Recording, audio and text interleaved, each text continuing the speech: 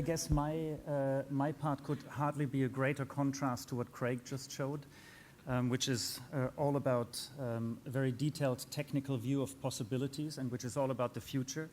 And in a way, I want to go back from the future to more to now and talk about the current state of affairs. And I actually want to talk about space and what architecture maybe has as a responsibility towards space or towards the city and towards the society. If we talk about all these numbers, half of the world's population lives in cities, it gets denser. We're actually not talking really about these buildings that are 800 meters tall. We're talking about some boring stuff like that. Maybe something 100 meters tall, maybe 200 meters, but this is the mass that will dictate the reality of our planet also in the future. It is not that we will live in cities assembled by CTBUH, but actually in cities dictated by completely different realities. And if we look at this reality, it's a reality of towers. Some of them good, some of them maybe not so good, but basically a lot of them. And each tower does its own thing. Maybe a nice tower, maybe an ugly tower, maybe an energy efficient tower. But if you look at this as a city, you realize that it's in a way a context of an accumulation of singularities where each building cares about itself, but no building cares about its neighbor, and no one cares about the space that actually exists between all these buildings. This is an image of Singapore, one of the more developed skyscraper environments of the world. And if you look at this image, it still looks kind of fine because actually there is this beautiful tropical nature that glues everything together. But if you would subtract that and take it away, you would see that it's actually a city without a sense of urban space.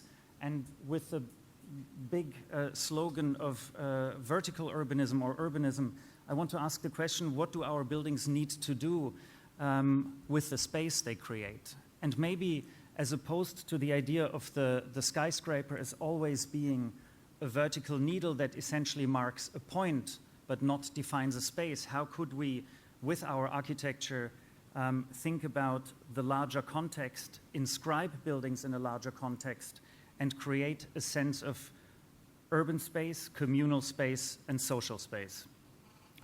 A project I want to start with is located, in fact, in Singapore. It is a collaboration, a joint venture of the Singaporean and Malaysian government. And some of you from this region will know that this is not exactly one of the most obvious things to happen. Two countries that have a history not of a lot of collaboration, but rather of tension.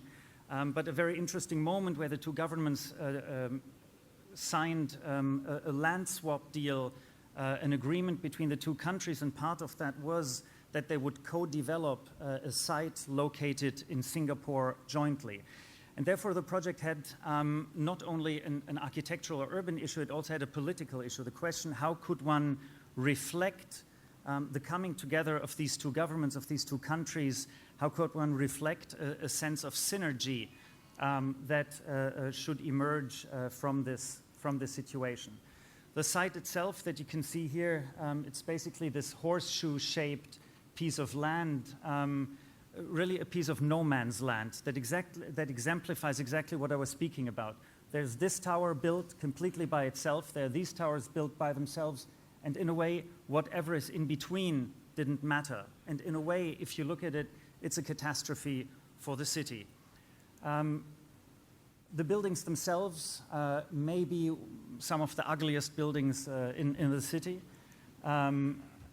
some of which have other problems. If you know anything about feng shui, you know that a kind of pointy blade like this means death. So essentially the site was declared and long considered unbuildable and unusable for all these facts. So now we're left with this little piece in between. The zoning laws of the city prescribe in a way that you can build two tower blocks on the site. You have to keep a little view corridor open for that building to still look through. And as you can see, if we would simply follow that, we would make everything not better but just worse. Because again, a completely unrelated and unconsidered bulk and building mass inserted into this context. So this is the thing in plan, the two towers you could build, and this is what I mentioned, the kind of pointy blades that would, basically no one would ever want to live there or work there. And these are things that, as esoteric as they may seem for some, are also an economic reality for a project like this, because it has to sell. Now, I thought, instead of considering our building again as simply the addition of an object to a context, why don't we try to shape our building and define our building by subtracting spaces, by spaces that we want to create, and by spaces we want to carve out of the allowable building mass, to basically end up with two footprints of buildings, like one deeper for offices and a hotel, and a more slender footprint for the residential, for the daylighting, but most importantly, a strategy where we co-opt our neighboring buildings instead of deny their existence into generating very explicit urban spaces. You can see here a kind of plaza, a circular plaza that emerges out of the new building and the existing, and even here there is no longer a collision of anything pointy, but you actually start to read opposing sides of the buildings that form suddenly an urban ensemble across the road. And here are the towers in their setting seen from above, and you have a sense of the spatial integration if you look up, where we're in a way using the new building to repair the existing urban fabric and inscribe them in a series of highly expressive and strongly defined urban spaces. At the same time, the buildings also function as objects in themselves through their carving and of certain cantilevers and the stepping back. In a way, you have almost like, it's nearly a dancing couple, a kind of, in my presentation I said it's somewhat like the odd couple of the two of you, where we don't want to quite say who is who, but there is something happening in between, and maybe there's a sense of this duality and synergy of the two coming together like the two towers, but they do not only have a dynamic relationship with each other, but in fact also a synergetic effect on the overall context. A kind of historic reference to go back to maybe one of the great architects, Palladio, when he built the Villa Rotunda, had essentially invented a very interesting architectural tool. He built a square building, but he wanted in the center a perfect dome, and below this dome a perfectly circular space. So the question was, how do you mediate between a square geometry and a round geometry? And what he created was essentially a thick piece of wall, a poché, that would contain all the functional things that you didn't want in the clean space. So staircases, toilets, storages were tucked away into a piece of matter, of mass, that would allow to transfer one shape into the other.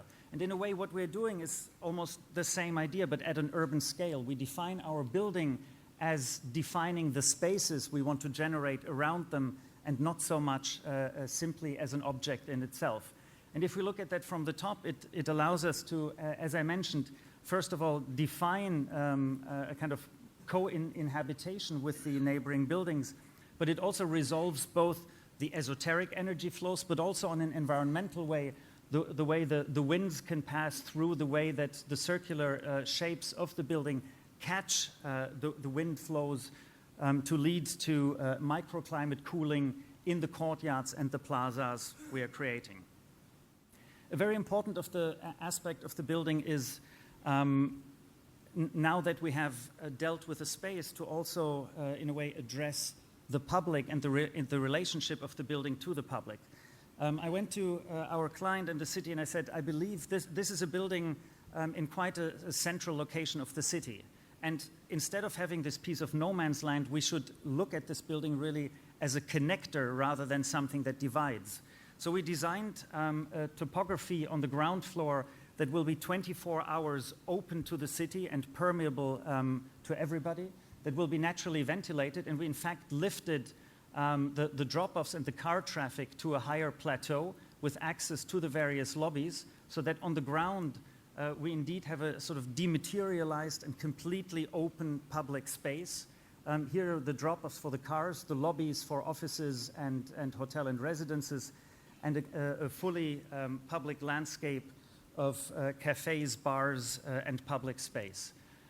If we're building up, so in a way, this sense of permeability is something very important in order to connect the surrounding public functions and activities to the site, and really the sense that the landscape itself, almost like a flow of water, streams through the development in order to really address the openness and publicness of the project.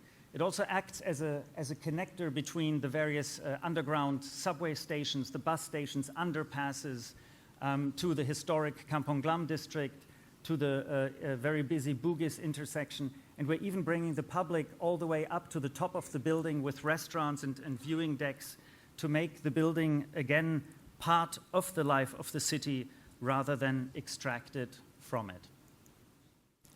And it was really this sense of synergy between the towers and between the surrounding bits that I think was the convincing aspect. And we're now under construction. This is half a year ago. We're just coming out of the ground with this project in the city of Singapore. The second project I want to show that in a way even more radically questions the typology of the skyscraper or the vertical tower as an answer to all issues of urban density. It's a site along a large green belt, so embedded in nature. And very typically, it's a residential project with over 1,000 apartments, so a very large community. And the developer came to us and said, like, well, we have a 24-story height limit, so please build us 12 towers of 24 floors. And you can see very quickly how attractive or not this proposition would be. We have very little distance between the towers, a complete lack of privacy for the apartments, but we also have a non-space, a complete residual in between and around the towers. And I felt that the sense of living in a community is really not something that is particularly well neither expressed nor spatially explored in a configuration like this. At the time when I started the project, I actually found this postcard, which was then precisely 100 years old. This was Singapore in its previous state. So only roughly 100 years back, this is what Singapore looked like. And what is interesting, obviously, this is the structure of a village. In a way, it's a communal and social construct. It is about how people live together, not only how they live apart. Now, times have changed. We would no longer want to live in this very small-scale part where maybe there is a lack of privacy, although there's a strong sense of community. And the question was, how could we translate the idea of a communal space into our times now? And how could we give the privacy to the individual and yet the possibility to share for the collective? The idea, in a way, was quite simple. I toppled the towers. We threw the vertical into the horizontal and started to stack up the towers in a kind of what may, from the side, sometimes seem almost random. But if you look from the top, you can see it's actually a very logical system. It's a hexagonal grid where the blocks form a series of large courtyards. And these courtyards themselves overgrown with green and gardens and programmed to be active for the inhabitants. So it was really this very typical, standard, modular, and actually very cheap to build housing block that then we started to overlay in this hexagonal grid. And by doing that, I could double the distance between two buildings compared to the towers. And simply because of their open overlay, there are always there's a permeability and always views that cross the buildings all the way through. But most importantly, the building becomes a generator of space. It is no longer the object of the building that you relate to primarily, but it is actually the large courtyards. And the courtyard becomes, in a way, also your point of identification. You live in the bamboo garden, or you live in Central Square. And from this courtyard, you go actually into your building. We programmed the courtyard, some adventure stuff for the kids, huge pool and bathing parts, and even the fire truck route that we obviously need to get to every building, I turned into a 1 kilometer long running track. So everything we needed became actually a quality for the people that live there. The trick structurally was very simple. It's simply the overlap of the blocks is again a smaller hexagon, and these become mega cores, mega columns that support these blocks, and within those we had to simply deal with a three-way rotation of the cores and vertical circulation. All of this is naturally ventilated, and the entire project is a very low energy consuming part. But although the overall shape of the project is highly expressive, the plans are extremely functional and of great quality. And I think also the quality really of the apartments, a very important aspect of this project. But here you see a bit of an analysis of the striation of spaces that range from the really public and communal to the more and more private. A real variety of environments that the people can inhabit either individually or collectively.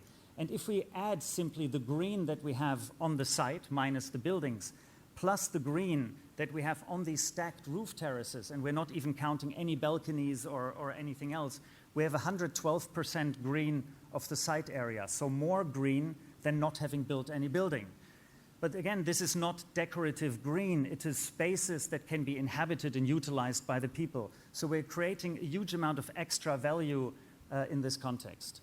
This is the project about a year ago under construction, and this is now very recently. It's fully completed and inhabited. This is a shot from the helicopter where indeed you can see the sense of the courtyards, but also the incredible presence of green and nature in the project.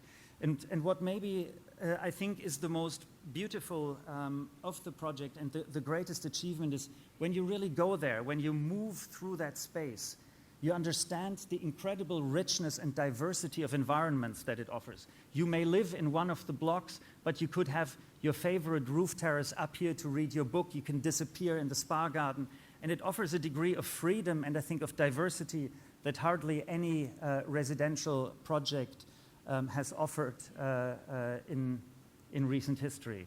It's also spatially obviously dramatic, and if you look at what happens, and the other beauty is that actually as you are there, you feel that it is incredibly light because everything is open and these blocks don't bear on you but actually float in an incredible way. This is the 12th floor. You can see here the skyline of the city.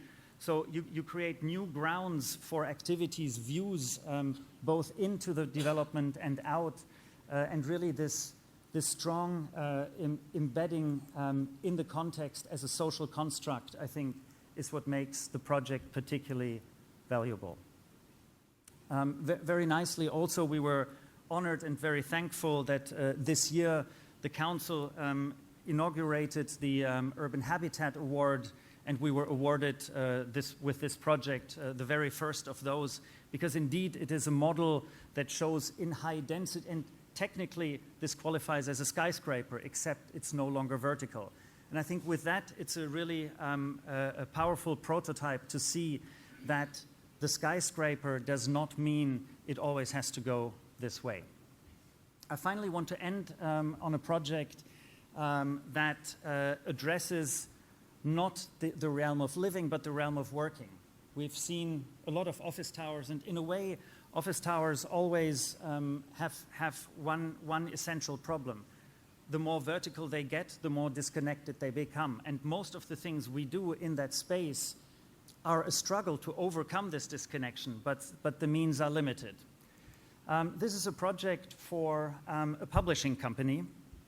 This was the founder, one of the most successful publishing houses in Germany. And obviously everything in media started with print and the newspapers. Times changed.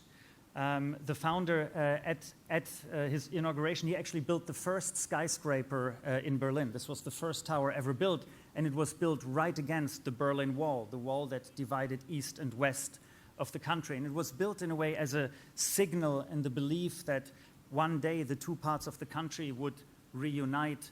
But the founder never saw that. He died long before that. The company now, here's the tower. This was the line of the former wall. The company now acquired a piece of land, so to speak, mirrored to the former east. So a historically very charged situation.